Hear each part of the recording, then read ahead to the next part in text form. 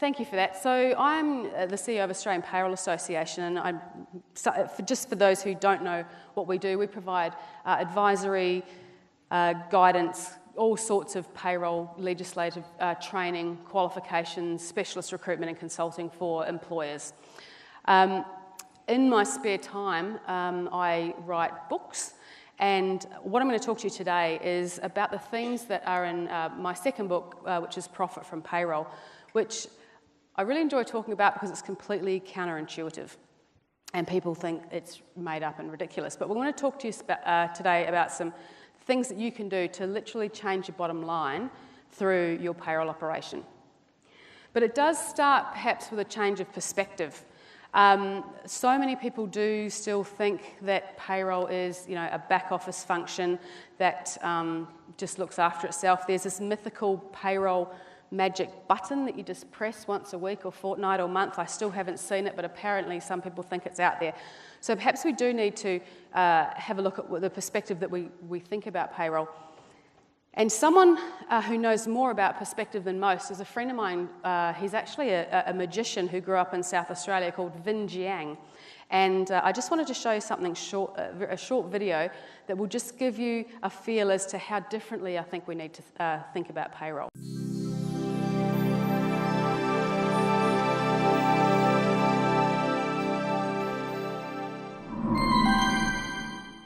What you're about to witness is one of the oldest psychological illusions in the world. Now, before we go any further, I want you to make sure that every single card here is in actual fact different. That is the first thing I want you to notice. The second thing is I want you to see that the backs are all actually blue. Now, the interesting thing about the color blue is the psychological implications it actually has on the human mind. Now, if you're actually here, I would get you to cut the cards and you could pick any card you'd like at random. Because you're not, let's just go with a random card here. Let's say that's your chosen card, okay? Remember that card. It's very important you actually do remember that card. Because if you don't, this next bit actually won't make sense. So, look, I understand that this card here isn't your card, okay? I understand that the 10 isn't. But I want you to pretend that you can visualize your card in that 10 there. So watch. If you have a look at this card here, the funny thing is, it becomes your card. Now, did you see the change? Did you see it? Not the change there, that's not the change I'm talking about. Did you see this change here? You see, because if you didn't see this change, then chances are you didn't see this change. Every single card becomes red. Every single one. And this right here is one of the oldest psychological illusions in the world. My name's Vin, and I'm the psychological illusionist. Now, what you just witnessed is a psychological illusion. It wasn't just a simple card trick. Now, what is a psychological illusion though? You experience a psychological illusion when one of the flaws in your mind actually stop you from seeing the bigger picture. Now, what is that flaw? That flaw is called focus. Because of focus, you weren't able to focus on everything that was happening, and because of that, you missed the bigger picture. So let me show you the bigger picture you missed. What you're about to witness is one of the oldest psychological illusions in the world. Now, before we go any further, I want you to make sure that every single card here is in actual fact different.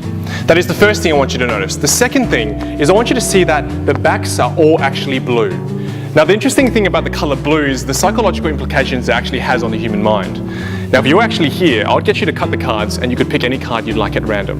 Because you're not, let's just go with a random card here. Let's say that's your chosen card, okay? Remember that card. It's very important you actually do remember that card. Because if you don't, this next bit actually won't make sense. So, look, I understand that this card here isn't your card, okay? I understand that the 10 isn't. But I want you to pretend that you can visualize your card in that 10 there. So watch. If you have a look at this card here, the funny thing is, it becomes your card. Now, did you see the change? Did you see it? Not the change there, that's not the change I'm talking about. Did you see this change here? You see, because if you didn't see this change, then chances are you didn't see this change. Every single card becomes red. Every single one. And this right here is one of the oldest psychological illusions in the world.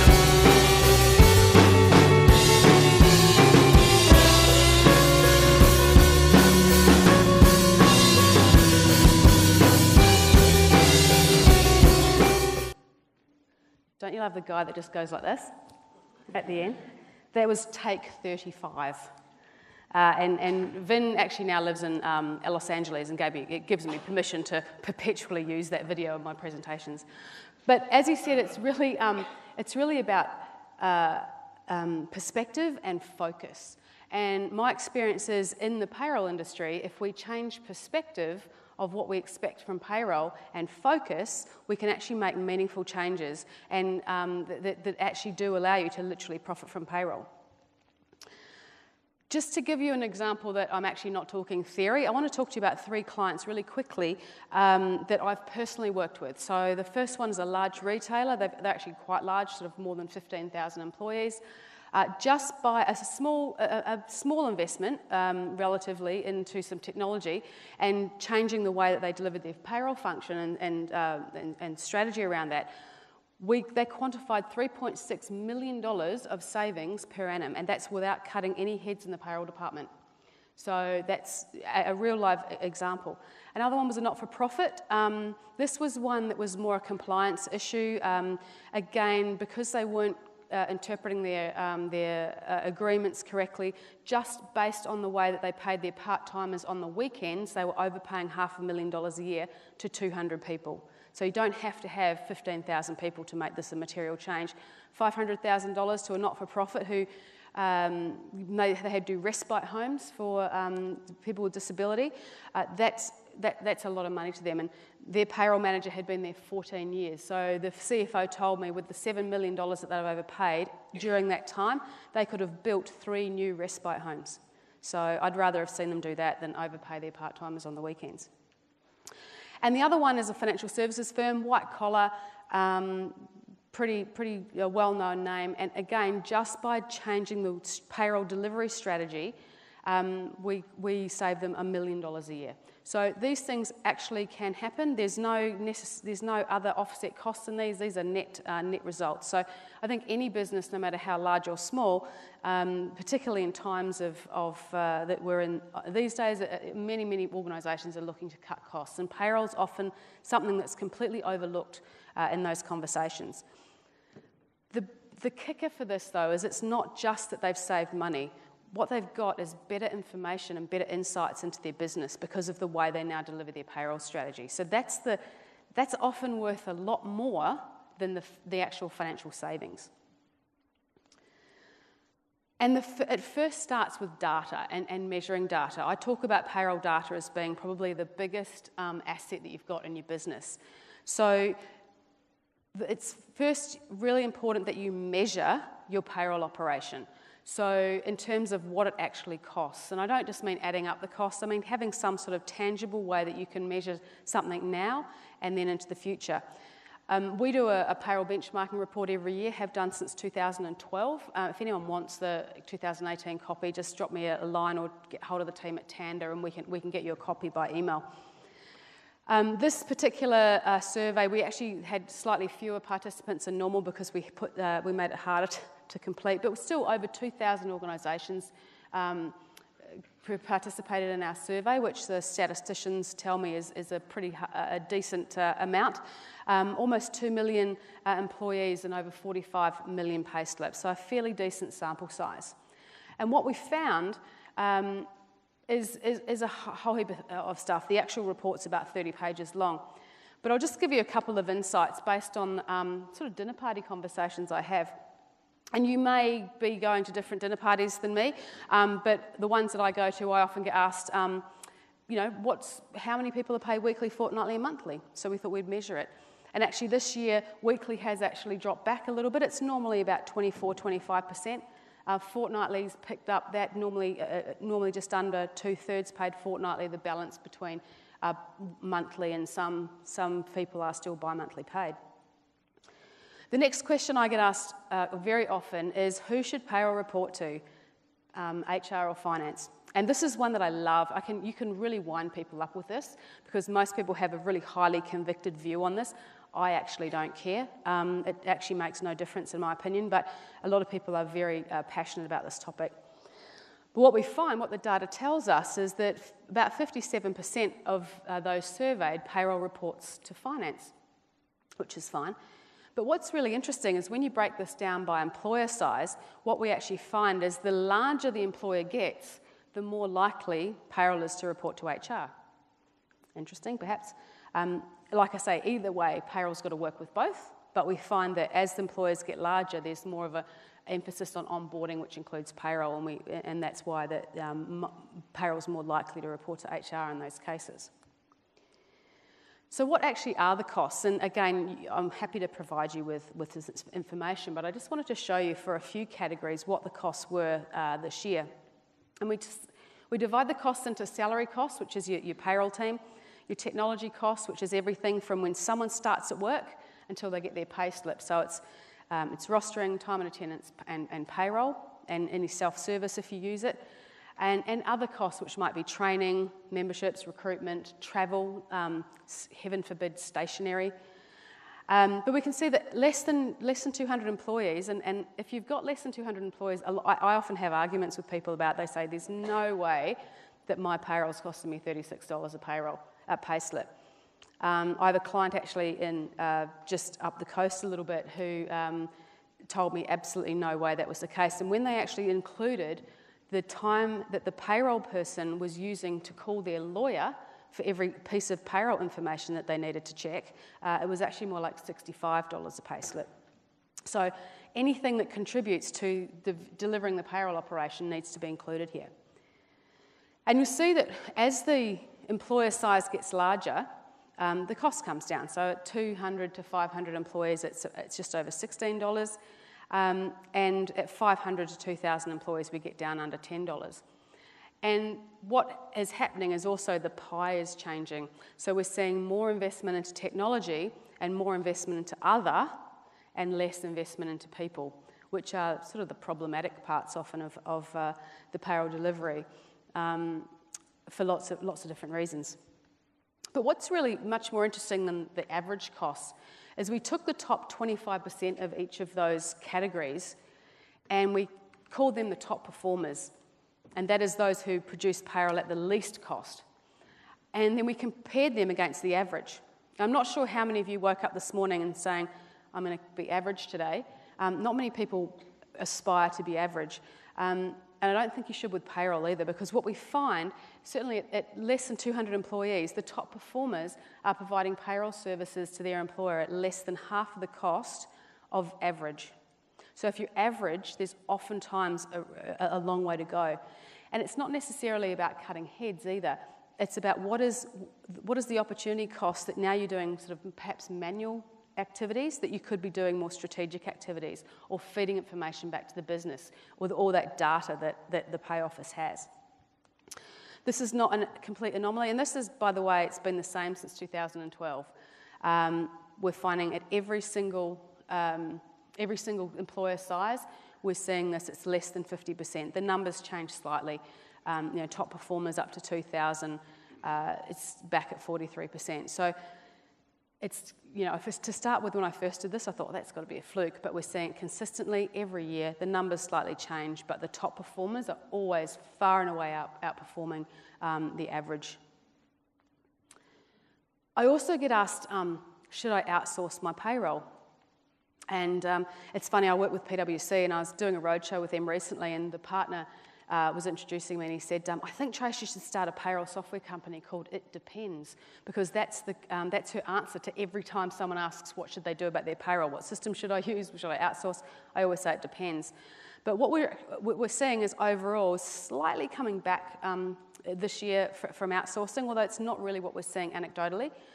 So when we had a look into it, what we're finding is that in particular, those with less than 500 employees have got quite a lot higher rate of outsourcing than other categories. And I think that makes a lot of sense, particularly when you see how complicated payroll continues to get. I don't know if anyone's got staff in Victoria, but recently I actually said in Victoria the other day that I thought their politicians were on drugs when they did this, but these changed to the long service leave laws in Victoria, which are really going to cause some major issues, not just for employers, but for the pay office. So we're seeing almost 30% of employers with less than 500 employees outsourcing, and I actually expect to see that grow. The other thing that was really interesting, and this is, remember, this is up to, Coles and Woolworths are our biggest clients, so, this is all from small employers right up to the largest. We're seeing an average of 1.7 days of training for people in the pay office, which if you think about all the things that they need to know and keep up to date with, it's just not enough. And that includes days like today, conferences, networking meetings, free events, and formal training. So it's pretty tough if you're working in a pay office to actually keep track of everything that you need to know. The other thing that I track, because it's an absolute passion project of mine, is the percentage of respondents who are qualified with a certificate in payroll administration or diploma of payroll management. And we've seen that move from 6.2 to 8.9% this year. Still far too low, obviously, but we're actually seeing some real momentum, and that's going to be well over 10% next year. It's not something you can do in 5 minutes, so there is, of course, a lag time, but we're starting to see employers really value these qualifications and actually ask for them. That's 3 people in my team. They were playing up the other day when we had a photo shoot, and I said, I'm going to use that in a slide deck, so now I'm using it in every presentation. Some other trends that we've seen this year is the number of employers that don't have that external support has dropped considerably. That 34% was 52 last year. So it's really, really pleasing to see. Totally self-serving. We've definitely been the beneficiary of that, because for the very first time this year we've got a higher market share than TAPS, which is great, as against self-serving, but it kind of made us feel good. And the other things that we asked this year were, what were you likely to invest in payroll technology? And as I say, payroll technology for us, everything's from rostering through to your payslip. Whether you were going to invest in payroll automation and payroll technology. And we're seeing really high scores on those this year. And again, we think single touch payroll's probably got a lot to do with that.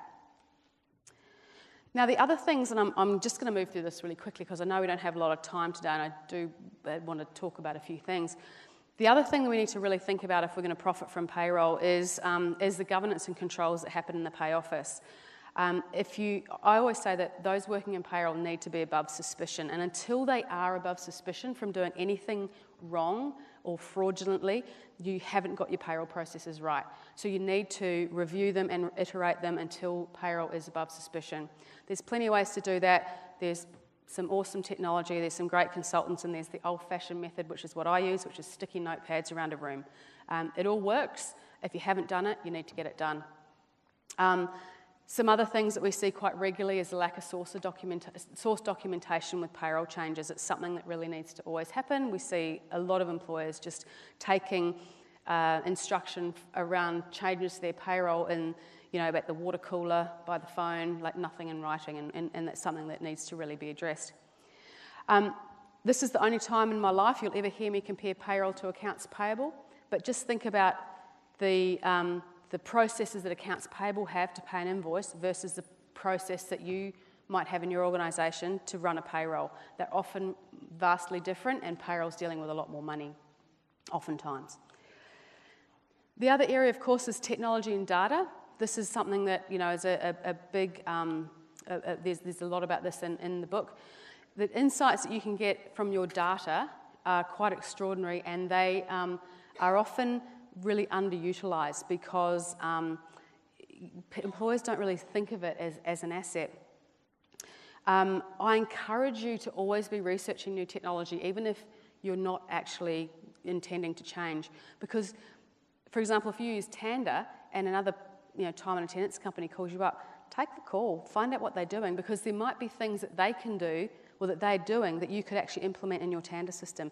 I just find the best learning I get is from the industry and people telling me things. We can't all have the best ideas, but you'll learn things from other people. The other thing that's really important, of course, in a pay office is the skills and competencies of your payroll team. And this is something that it's really the biggest impactor on how your payroll department's running. Again, 1.7 days is very, very few to keep up to date with everything in payroll. So, I'd encourage you to ask your payroll team, when was the last time they did up-to-date training? Did they do end-of-year training? Have they ever done legislative training? Encourage them to come to events like this. There's plenty of them around. Some are paid, some are free. Vendors hold them. There's no shortage of payroll events. And as I say, when I come to an event like this, I always go away with at least one thing I can go and implement back in my payroll. So, the people in the room are actually often the best resource we have for learning. And of course, I won't bore you again with payroll qualifications, but it's going to be exciting to see more and more people doing those. And payroll leadership is something else we need to see from our pay office. So I say here recruit deliberately, and that is really thinking about both the skills and competencies you need and the cultural fit. So many employers my pet hate actually is looking on Seek when I do. I don't look on Seek for payroll jobs very often, but when I do, invariably 9 out of 10 of them say, well, must have micropay experience or need to know Orion. That is possibly the most ridiculous reason to employ someone. I'd much rather know that someone actually understands what they're doing in payroll and can be of good service to the business and be a good cultural fit. I'm pretty confident I can run a pay on any payroll system in Australia. Maybe not elegantly, but I could get it out if push comes to shove. And I've had training on none of them. So the fact that you would ask someone, it's often the top bullet point, must have whatever, insert payroll here, experience, is crazy. And the other one I want to talk to you about is cultural fit. We're seeing, we have a specialist recruitment team, and one of the things we see a lot is payroll recruits failing because of a lack of cultural fit, not just within the company, but within the pay office. Recently, we've got a client in Sydney, and they are a manufacturing company, and they make baked goods and bread and things like that. There was a great candidate. She went and she rang me up. She said, I've got this new job. And I said, oh, it sounds perfect for you. And she rang me up on day 3 on the job, and she said, I can't work here anymore. And I said, why? It's like a great company, and the payroll manager's awesome, and the technology's great, and whatever. And she said, and she was actually an amateur bodybuilder, so she would eat chicken and carrots and broccoli 3 times a day. And she said, I can't work here. She goes, the whole place smells like baked bread. She said, I haven't eaten bread for 10 years. I just can't do it anymore. So bizarrely, not even I picked that as a cultural issue, but that was a real problem for her, and she didn't stay. And the other thing that we need to be getting out of our payroll leaders is being the voice of payroll in your organisation. So taking the information, like the Victorian long service leave changes, and taking it to HR and explaining what the implications are going to be on employment. I don't have time to tell you about that Victorian long service leave, but if you do have Victorian employees and don't know about it, come and see me. Your blood will drain from your face. I often have people saying to me that they've got this really efficient and effective payroll. And I'm going to be controversial today and say you can't have both. It's a spectrum, and you've got efficiency down one end and effectiveness down the other. And you've just got to figure out where your organisation fits on that spectrum. And there's no right or wrong answer. It's often to do with the type of organisation. A retailer will often want to be more efficient and be okay with a few mistakes going on, and a bank wants to be more effective. They're not interested in mistakes, and they'll throw money at the payroll team in the payroll operation to make sure that governance is such that it's tighter. So just figure out where you are or where you should be, and then if you're not there, just do what needs to be done to get you to the right balance of efficiency and effectiveness. If I never hear this phrase ever again in my life, it will be too soon. And this phrase, because we've always done it like that, is normally the answer to the question I put to someone in the pay office, which is, why do you do something like that? So I put it to you, if you hear this in your pay office, you need to tell the person to stop, and until they understand why they do something like they do, don't do it. Because I see so many pay officers having practices from 20 years ago that are either efficient or wrong or poorly governed, that there's no continuous improvement mindset in payroll, and we really need to change that. The other thing about profit from payroll, it's not just about how much money can I save. It's about also protecting the downside risk, the things that can go wrong. So I just wanted to really quickly talk about disaster recovery. This picture here was taken on the 6th of December 2006 at about 70 miles north of London in a town called Hemel Hempstead. And the explosion, that you see there was made in it was an oil refinery, a French oil refinery. The Brits love to tell you it was French. The building in the circle there is actually the head office of the company that I used to work for at the time. And they were they still are, a major payroll outsourcing vendor in the UK. They do the likes of Boot Healthcare, 90,000 weekly paid employees. That was where the payroll happened. The explosion was, I think, 4.1 on the Richter scale. It was felt in Belgium, and the smoke was seen over Germany. Like, it was a huge explosion, the biggest explosion, post-war explosion in Europe. A colleague of mine, a sales colleague, he had a Porsche, very fond of this Porsche, was going to somewhere in Europe that week and thought rather than leave his car at Heathrow where someone could key the side of it, he'd leave it at the office. The explosion was so large that it blew a generator out of the bitumen car park and it landed on the car. So he wasn't all that thrilled when he came back to see that. This was the actual close-up of the building. They had a great disaster recovery plan. It was mainly around a 2 gig satellite dish that was on the roof. If all communications had been cut to the building, they could still get payrolls out because of the satellite dish, which is fine if you've got a roof. But the explosion went through the building and up, took the roof, the satellite dish, everything off with it. So no one, officially at least, went back into that building. All the servers are all in the building. They have the most extraordinary disaster recovery plan. They have a DR site just out by Heathrow. This was Sunday, the 6th of December. Actually, the day before was the children's Christmas party, the staff's children's Christmas party. There were 100 children in that building the day before. So thank God it happened at 6 o'clock on a Sunday. There was 2 people on site, 2 security guys. One was around the back of the building, one was in the guardhouse. They few scratches, but they were fine. So it was actually a miracle no one was killed. This is the 6th of December. They, by I think about 11 o'clock, there was a team at the DR site. They were rebuilding payrolls. If you were technical, you were in there rebuilding payrolls. If you weren't technical, so you were in sales, accounts, marketing, you were doing laps back to Tesco and Sainsbury's buying, toothbrushes and camp stretchers and T-shirts and deodorant and things like that. They rebuilt all of their clients' payrolls, and they were big payrolls, and the last they didn't miss any of them. The last payroll to go live was their own on the 15th, 9 days later. Extraordinary story.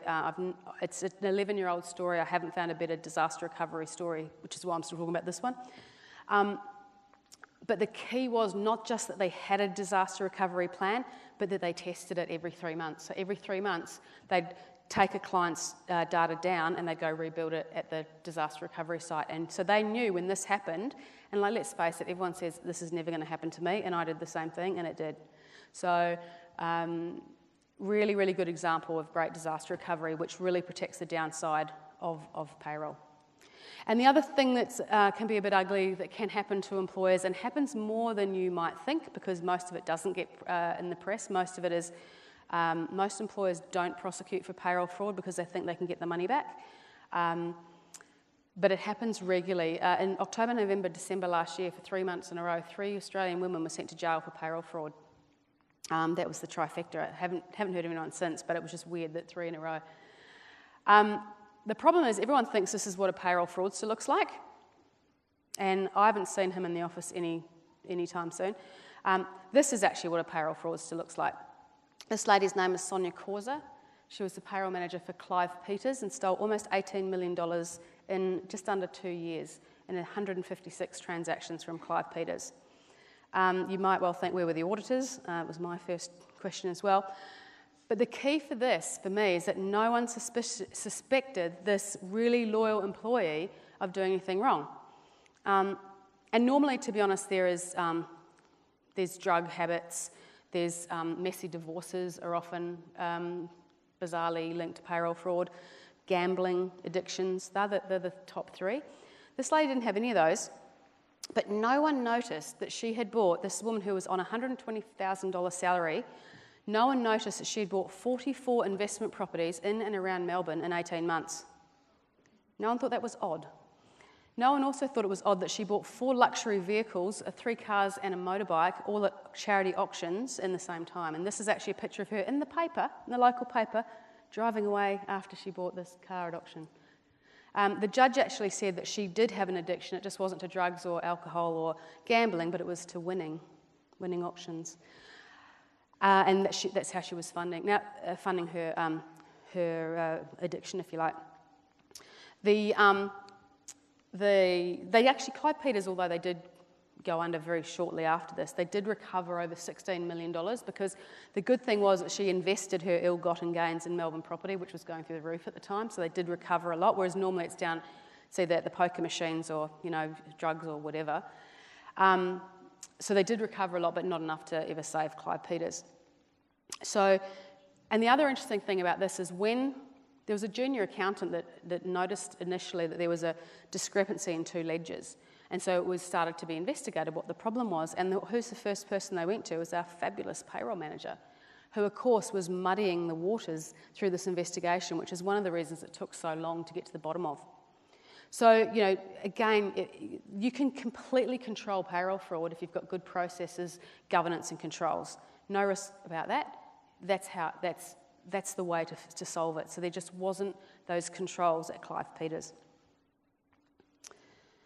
So what's the future of payroll? Well, I think of it a bit like a wave, because we can ignore it and we can say, the technology's coming. I mean, I was having a chat with the team at Tanda here earlier. I mean, you've got a company is fairly young as Tanda. I mean, there's a lot of their competitors have been a lot longer in the market, and they're using AI and machine learning. This is extraordinary. There are payroll companies using mobile and GPS technology to geo ring fence, all transactions and things. It's pretty cool.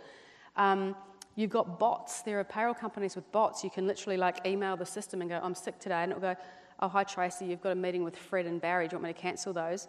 Oh, just the one with Fred. And it'll say, do you want me to do the sick leave certificate for you? And you can literally be text messaging your payroll system. So there's all sorts of technology that is coming whether we like it or not.